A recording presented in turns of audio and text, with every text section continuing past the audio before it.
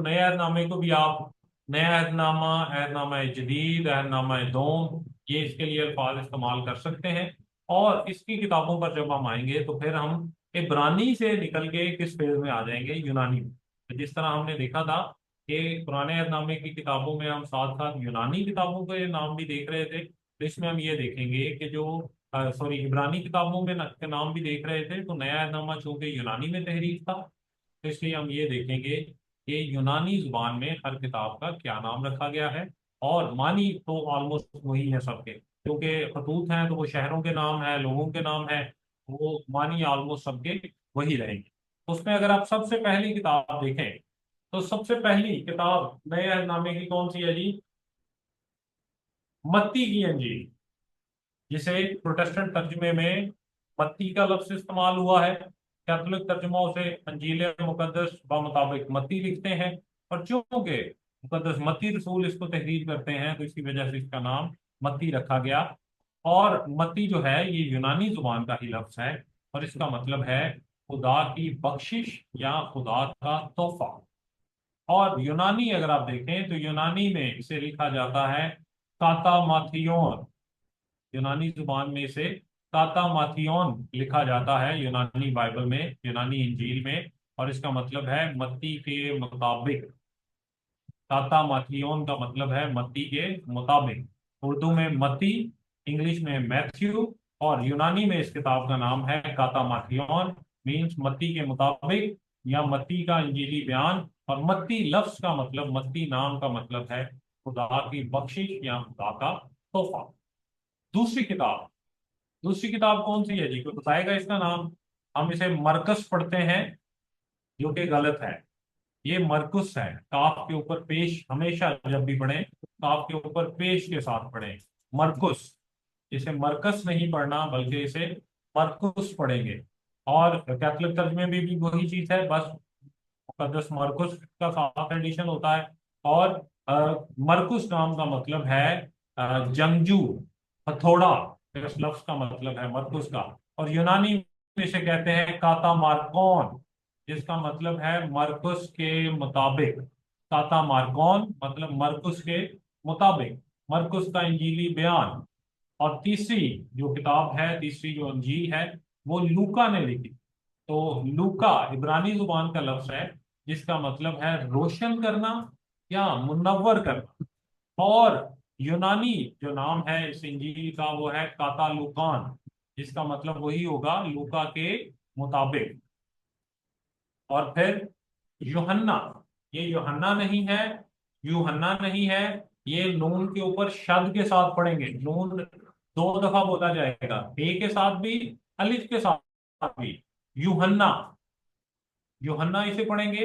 यूहन्ना यूनानी जुबान का लफ्ज है, और इसका मतलब है खुदा की बख्शिश, खुदा का फजल।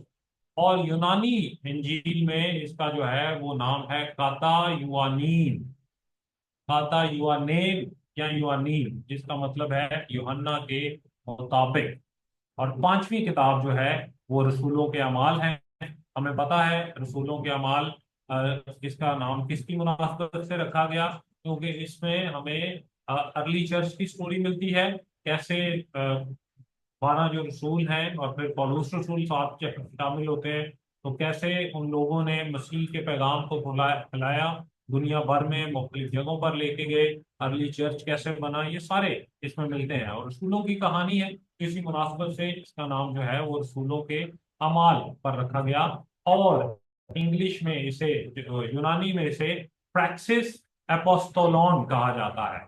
प्रैक्सिस अपोस्टोलॉन मतलब रसूलों के काम या रसूलों के अमाल।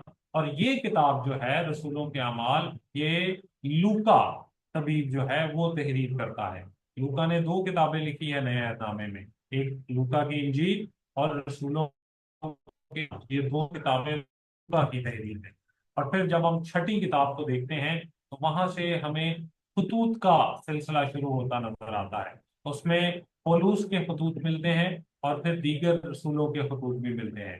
पौलुस दो तरह के खतूत लिखता है, एक कलीसियाओं को, और फिर दूसरे शख्सी खतूत हमें मिलते हैं, जो वो अपने शागिर्दों को या दूसरे लोगों को तहरीर करता है।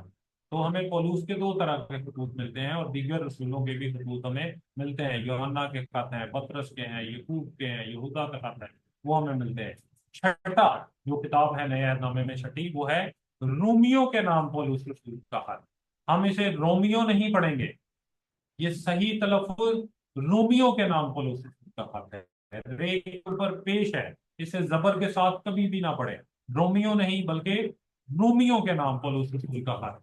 और इस खत का लिखने की मुनासबत यही थी क्योंकि ये रोम शहर में जो वो मौजूद लोग थे, कलीसिया थी, उसको लिखा गया था, तो उसी मुनासबत से इसका नाम रोमियो के नाम पौलुस रसूल का खत पड़ा है।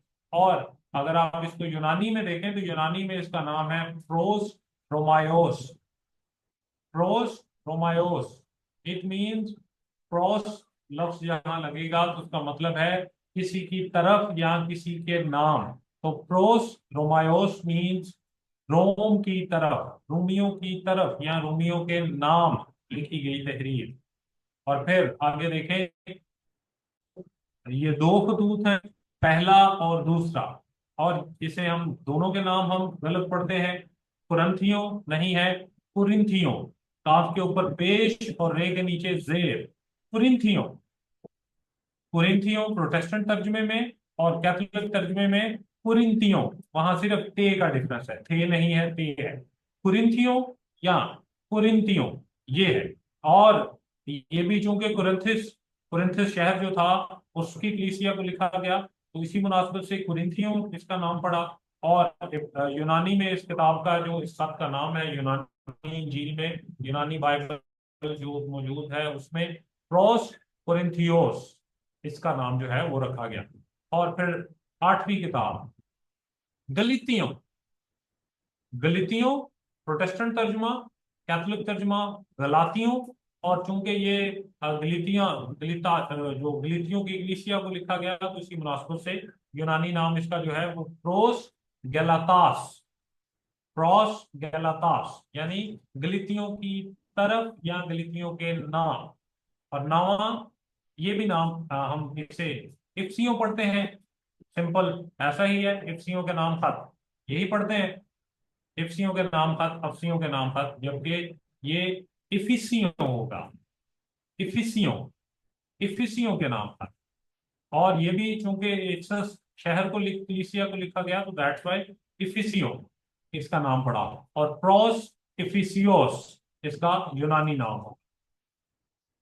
और फिर फिलिपियो पढ़ेंगे या फिलिपियो पढ़ेंगे, ये होगा फिलिपियो, फिलिपियो।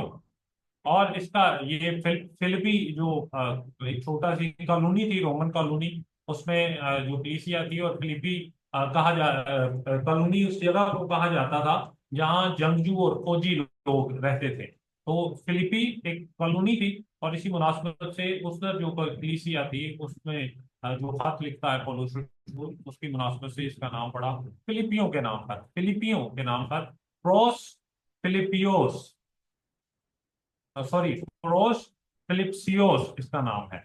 और फिर पुलसियों नहीं होता, पुलुसियों, काफ के ऊपर भी पेश, लाम के ऊपर भी पेश, तीन को दो दफा पढ़ेंगे, पुलुसियों, पुलुसियों के नाम था। और यही उस शहर को लिखा गया पुलुसियों की कलीसिया को। और इसका अगर आप यूनानी देखें तो प्रोस पोलोसायस इसका नाम है, प्रोस पोलोसायस इसका यूनानी तलफ्फुज है। और फिर 12वीं अगर आप देखें तो थिस्सलुनीकियों, थिस्सलुनीकियों, फिर से पढ़ूंगा थिस्सलुनीकियों। और कैथोलिक में जाएं तो ये तसालोनिकियों है लफज, तसालोनिकियों। और आम जो प्रोटेस्टेंट तर्जुमे में बाइबल है थिस्सलुनीकियों। और इसको यूनानी जो इसका नाम है इस किताब का वो है प्रोस थिसालोनी, आई थिंक ये केस है, ठीक है। तो इसका जो यूनानी तलफ्फुज होगा। और फिर जब हम उसमें जाते हैं शख्सी खतूत में, तिमोथियस नहीं है, तिमोथियस है, तिमोथियस, तिमोथियस। और तैमोताउस पढ़ते हैं कैथोलिक में। और यूनानी में इसका जो नाम है वो पड़ेगा प्रोस तिमोथियोन, प्रोस तिमोथियन, और उर्दू में तिमोथियुस। ती और फिर मीम के ऊपर पेश, और जो थे है उसके ऊपर भी पेश है, तिमोथियुस। और ये तिमोथियुस यूनानी जुबान का लफ्ज है, और इसका मतलब है खुदा की इज्जत करने वाला। और फिर तितुस, तितुस, तितुस जो है ये भी यूनानी जुबान का लफ्ज है, और इसका मतलब है इज्जतदार या मुअज्जज। ये मुअज्जिज नहीं होता, मुअज्जज लफ्ज जो है, इज्जतदार या मुअज्जज। और यूनानी में इसे कहते हैं प्रोस तितोन। इसका मतलब है तितुस की तरफ या तितुस के नाम। और फिर फलमून नहीं है ये लफ्ज, ये फिलेमून, फिलेमून है। और फिलेमून भी यूनानी जुबान का लफ्ज है, और इसका मतलब है हमदर्द या बोसा देने वाला। और यूनानी में इसे प्रोस फिलेमोना लिखा जाता है। और फिर इब्रानियों के नाम था, ये कौम को लिखा गया, जो इब्रानी कौम थी उसको ये खत लिखा गया। इसके राइटर का कंफर्म नहीं है, इसके मुसन्निफ का कंफर्म नहीं है। कुछ लोग इसे पौलुस से जोड़ते हैं, कुछ लोग इस चीज पे मुत्फिक नहीं है कि ये पौलुस का खत है, तो इसलिए इसके राइटर के बारे में कंफर्म नहीं है। लेकिन ये इब्रानी कौम को लिखा गया, तो इसी वजह से इसका नाम भी इब्रानियों रखा गया। और यूनानी में ये होगा प्रोस इब्रायोस। और चौदवा देखें तो याकूब, ये इब्रानी जुबान का लफ्ज है याकूब, और जिसका मतलब है एड़ी पकड़ने वाला, ताकुब करने वाला, पीछे चलने वाला। कुछ लोग इसे याकूब के नाम का मतलब ये भी जोड़ते हैं धोखा देने वाला, हालांकि वो इसका नाम नहीं है, वो इस नाम का मतलब नहीं है, वो गलत इसका नाम का मतलब बताया जाता है। इसके नाम का मतलब है एड़ी पकड़ने वाला, ताकुब करने वाला, किसी के पीछे आने वाला। और यूनानी नाम जो है इसका वो है याकूबो, याकूबो, यानी याकूब की तरफ से। क्योंकि याकूब ने इसे तहरीर किया, तो यूनानी में जिसके एंड पे वाव जुड़ेगा वो उसकी तरफ से हो जाएगा। याकूबो मीन्स याकूब की तरफ से। और फिर अगला खत अगर आप देखें तो ये पतरुस रसूल ने लिखे हैं। और ये पतरस नहीं है, पितरस नहीं है, पतरुस, रे के ऊपर पेश है, पतरुस। ये पतरुस रसूल ने लिखे, उसी मुनासबत से इसका नाम रखा गया। पतरुस यूनानी जुबान का लफ्ज है, और इसका मतलब है चट्टान। और मसीह खुदावंद ने भी पतरुस की तरफ इशारा किया था इन्हीं अल्फाज में। और यूनानी में इसका नाम है पेत्रो, यानी पतरुस की तरफ से, पेत्रो, पतरुस की तरफ से। और फिर यूहन्ना, इस पे हम पहले भी बात कर चुके हैं, यूहन्ना पढ़ेंगे इसे। और ये यूनानी में अगर आप देखें, इसका मतलब यूहन्ना का मतलब जो है वो यही है, खुदा का फजल, खुदा की बख्शिश, खुदा का तोहफा। और यूनानी नाम जो है इस खत का वो है युआनो, युआनो मतलब यूहन्ना की तरफ से। और फिर यहूदा, यहूदा, यहूदा इब्रानी जुबान का लफ्ज, जिसका मतलब है वो शख्स जिसकी तारीफ की गई हो, ममदू, जिसकी तारीफ की जाए, जिसकी तारीफ की गई हो, यहूदा। और यूनानी में इसका नाम है यूदा। और फिर 21वां यूहन्ना आरिफ का मुकाशफा, और कैथलिक में मुकाशफा, ये दो नाम हैं, यूहन्ना आरिफ का मुकाशफा। और अगर आप इसको देखें यूनानी में तो ये है एपोकलिप्सिस युआनो, एपोकलिप्सिस युआनो मतलब यूहन्ना का मुकाशफा, यूहन्ना की तरफ से तहरीर किया गया मुकाशफा। ये वो किताब जो मसीह खुदावंद ने यूहन्ना को जो मुकाशफा अता किया, जो सारी रोया खुदा ने दिखाई, वो उसको तहरीर करता है मुकाशफा की किताब में, रेवलेशन की किताब। और उसको यहाँ एक और चीज की तस्दीक करता चलूं, ये लफ्ज जो हम पढ़ते हैं रोया, रोया खुदा ने बख्शी, मैंने रोया देखी, फलां बंदे ने रोया देखी, तो ये रोया कोई लफ्ज नहीं है, ये रूया है, रे के ऊपर पेश है।